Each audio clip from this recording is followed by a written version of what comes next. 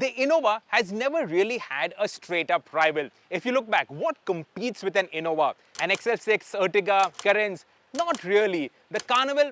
Okay, maybe, but still it's not a straight-up rival. Neither are the 7-seater SUVs like the XUV700 and the Safari and even the Hector. So the Innova only competes with itself, and that's why when you have a new Innova, it competes with the old Innova. That's what we have here, the new Innova HyCross and the old Innova Crysta.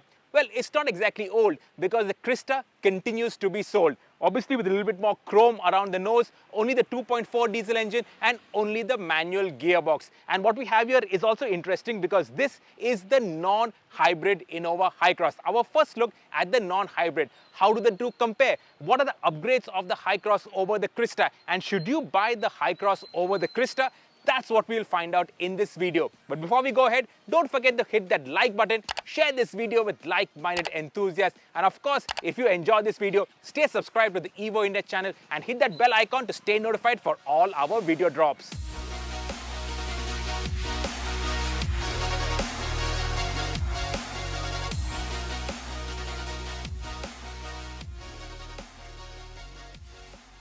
Before we get going, I must talk to you about the styling of the HyCross. Now, this is the GX variant, and if you're opting for the non-hybrid HyCross, this is the top of the line variant. You don't get a variant above this. So as you can see, there is no chrome on the face. And when you compare this to the top of the line variant, it does look a little bit under spec. You don't even get LED lights, and this is something that we are getting really used to on all kinds of vehicles. But what I really don't like are the size of these wheels. These are 16-inch wheels, and considering the size of the HyCross, they look terribly disproportionate. It needs at least 17s, if not 18-inch wheels.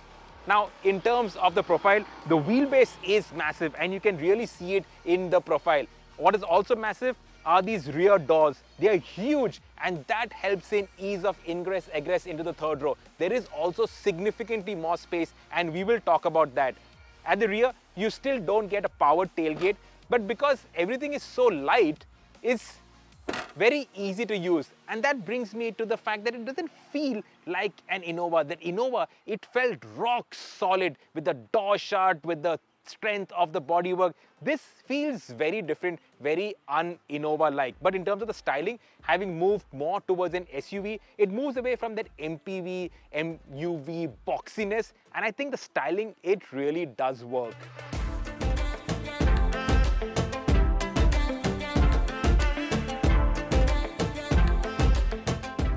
Notice how low this engine sits, and that tells you the difference between a ladder frame and a monocoque. In a ladder frame, you have the frame, then the body is over it. In between that, you have the engine. Whereas here in the monocoque, the engine can be situated nice and low. In fact, the engine bay looks half empty out here. But having the engine so low, it obviously aids with the dynamics. Low center of gravity, so better in terms of handling. This is the petrol engine, 4-cylinder petrol engine, not the hybrid, no diesel in the HyCross. It makes 171 bhp and is mated to the CVT transmission. The CVT transmission has 10 adjustable steps. I hope you're subscribed to the Evo India YouTube channel, because next up, we're putting the Toyota Innova HyCross up against the Toyota Fortuner. Which of these 7-seaters should you put your money on? Stay tuned to find out.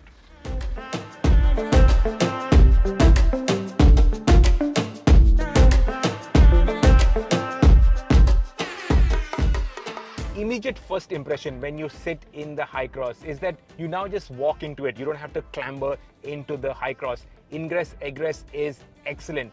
Then the seats, they feel a little wider, a little plusher, excellent seats. Now this, the GX variant, does not get leatherette seats, and I far prefer these fabric seats. They are far better for our Indian conditions. In terms of the equipment on the GX variant, you get these hard, scratchy plastics, no soft touch plastics anywhere. You have a smaller infotainment screen, no digital cluster. You have normal analog dials, but these dials are styled in such an old school manner that I would rather here have a digital cluster, a very small MID. You get manual AC controls. I don't remember the last time I drove a car with manual AC controls. You get an automatic gearbox, you get USB-A for connecting to CarPlay, no wireless CarPlay, cable CarPlay, and you get USB-C for charging. in terms of the driving position, it is actually very good. You sit a little lower down in the Crysta, and that is good for confidence on the road. You don't have that high view of the road ahead, but that's because I've moved my seat nice and low, which you can do, which I prefer in terms of driving. The steering wheel feels a little smaller, and the best part is the steering wheel, it now adjusts for reach as well as rake. Notice that the Crysta only goes up and down, but here it also comes at you. So like I said, driving position is excellent. The ride comfort is also excellent, but we will come to that in a bit. You get this huge central storage box. Only thing, the quality of this lid, not good.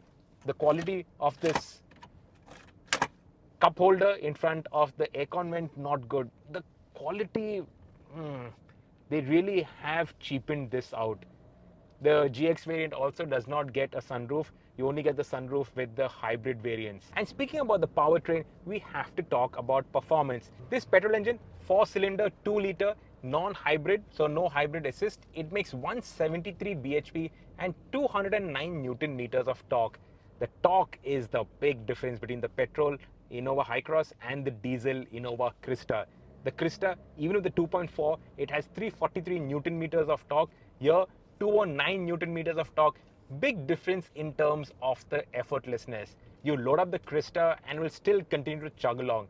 This, the HyCross, it will start to struggle, particularly since it's mated to the CVT transmission. I'll let you hear the CVT transmission, so we'll switch to the GoPro audio out here.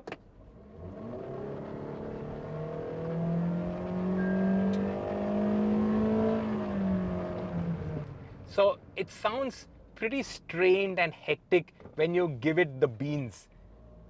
This struggles to really get going. The Innova with the 2.8 liter diesel engine is actually faster than the HyCross. Listen to it again.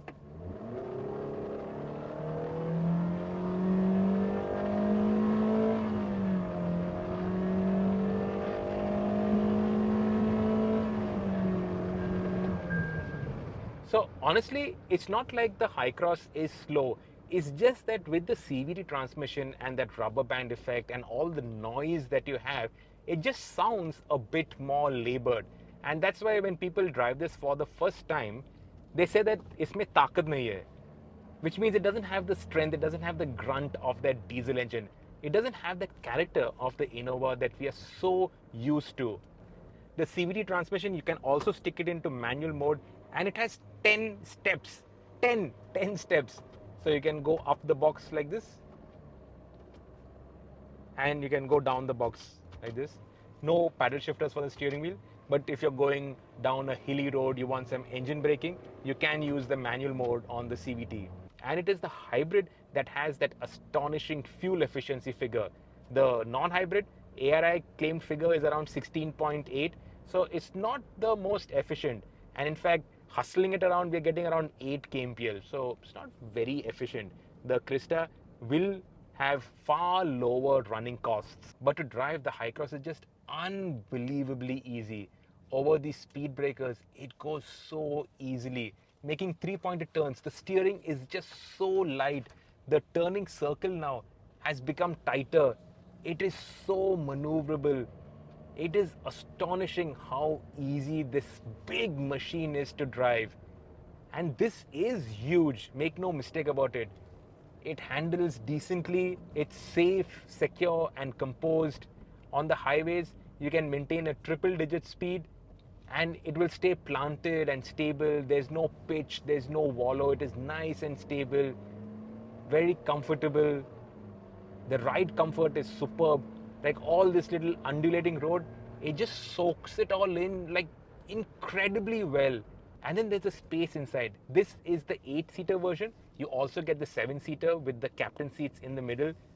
The width has increased, so it is wider. 3 people can sit abreast. The middle row, it slides, and when you slide it all the way back, the legroom is ridiculous. It is absurdly good in terms of the legroom. You set it in the midway position, and there is decent amount of space in the 3rd row. Ingress, egress into the 3rd row, that is also easy. There is good headroom. You have your blower controls. It is just tremendous. When you compare it with the Crysta, which is still the benchmark in that category, or at least was the benchmark till the HyCross came, this just takes those benchmarks and throws it out the window.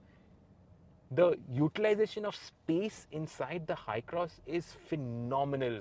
Hats off to Toyota on that front. It's just ridiculous how easy the HyCross is to drive. And that is my biggest takeaway. Now, the Innova was never targeted at Enthu Cutlets, but Enthu Cutlets bought it because this was a practical car that you can drive every day and still it was good to drive. The HyCross, it moves it up. It moves the game on. It is great to be driven around in, and also it is great to drive considering the standards of the class. Of course, you push it a little hard through corners and it will start to understeer. It's got these piddly 16-inch wheels and tires, which, I don't know, that is cost cutting taken to some extreme levels. And in terms of styling, that's the only real drawback that I can find. I like the fact that it looks more SUV-ish and less like an MPV or an MUV.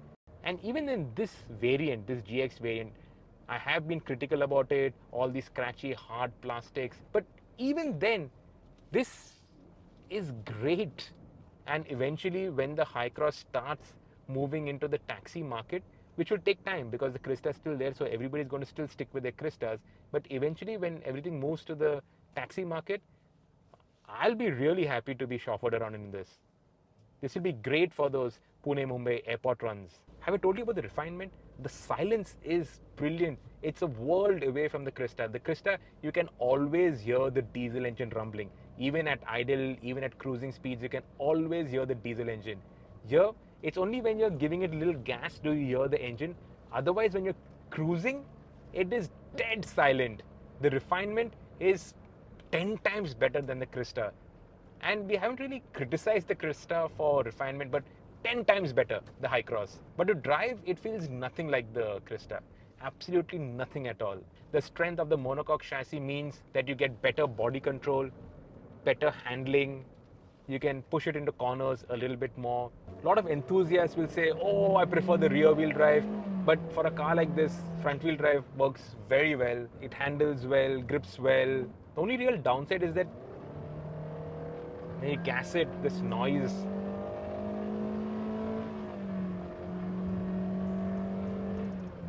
It's just too noisy.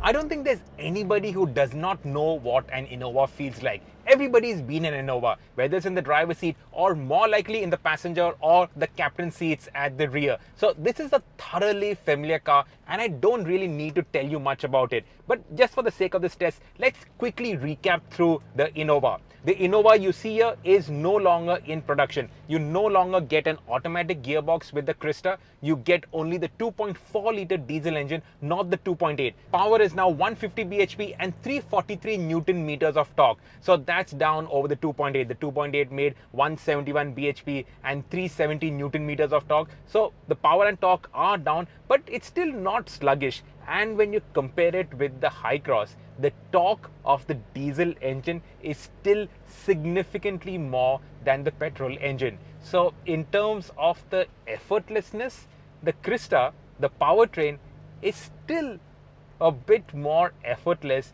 than the HyCross. Now, of course, the Crysta is heavier. The Crysta is based on a ladder frame chassis. The Crysta is rear wheel drive. And the Crysta, forgive me for saying this, is a bit more truck-like to drive compared to the HyCross. The HyCross is just so easy, whereas the Crysta, now in comparison, feels a bit cumbersome. When you take 3-pointed turns, the steering is a bit more heavy. It still takes a little bit more effort. It's not fingertip light or easy to drive, but you have that effortlessness of diesel. So if you load up the car completely with a full complement of say 8 passengers plus their luggage, which obviously will not fit in the boot, so you'll put a carrier on top, you'll put the luggage on top, the HyCross is not going to be able to take that kind of abuse. Whereas the Crysta, it will continue to take solid abuse, and that will be its forte. The Crysta obviously is going to be sold primarily amongst fleet operators, taxi operators, and they will continue to use it in extremely hard, tough conditions, using it non-stop without a break. Will the HyCross survive that kind of beating, that kind of abuse, that kind of non-stop usage over all kinds of roads that you find in India? We can only wait and watch. You can't say. I honestly don't think it'll be as solid as this ladder frame Crysta, but who knows? Toyota, their quality has always been unimpeachable. Maybe the HyCross will also surprise us. We were surprised by how the Innova lasted and lasted. So maybe the HyCross also will have a few surprises up its sleeve. But for now, if you want to use the Innova as a fleet vehicle, probably still makes sense to stick with the Crysta. You also get the benefit of running costs. The diesel will give you good fuel efficiency and of course lower running costs than the petrol on the HyCross, and the non-hybrid is not as efficient as the hybrid. It's the hybrid that gives those stunning fuel efficiency figures. The non-hybrid is okay. Yesterday evening we saw around 13 kmpl in the city, which I think was optimistic. Today we are seeing around 8 kmpl with a little bit of enthusiastic driving, so that's the kind of efficiency you're going to get. In terms of handling, the Crysta was always something that surprised us with its handling, but now when you compare it with the HyCross, it's nowhere close. The monocoque handling is just so much better. Then there's also the ride comfort. The HyCross is just so comfortable, so much more comfortable than the Crysta. Nobody will say that the Crysta is uncomfortable. Maybe if you compare it with the Carnival is a little bit more plush. But otherwise, the Crysta has always been so comfortable, so great for long highway drives. The HyCross, it takes everything that the Crysta does and just moves it up a notch. The HyCross can be called properly plush. And then there's the space efficiency, the packaging. You have that full flat floor in the HyCross. So much more space. It's wider. It's got more space between the seats, more headroom. The seats are plusher. Everything in terms of comfort, the HyCross, it just beats the Crysta by miles. So in the final analysis, the Crysta is great if you're going to be using it as a fleet vehicle. Even today, after so many years, the Crysta is still excellent. But if you're going to be using it for private use, the HyCross has to be it.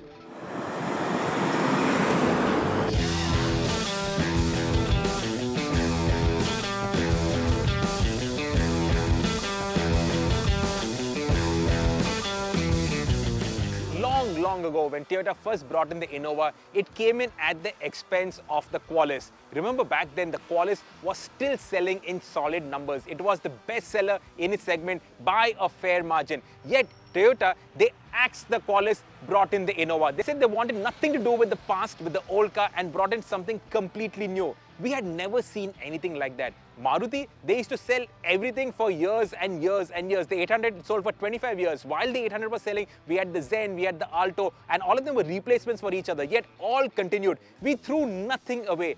Toyota showed us that that was not the way. This was the way forward. Out with the old, in with the new. Except now, we have the old Innova and the new Innova selling side by side. We are clearly not fans of this strategy. Old cars should be junked, end of story.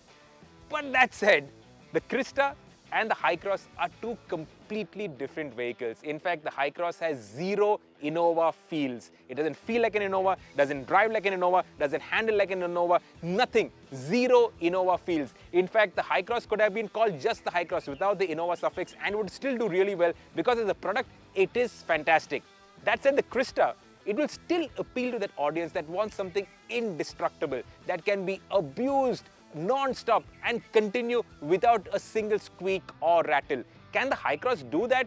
Only time will tell. As of now, I don't think so, but only time will tell. This is still conjecture. But otherwise, in every measurable parameter, the HyCross is superior to the Crysta.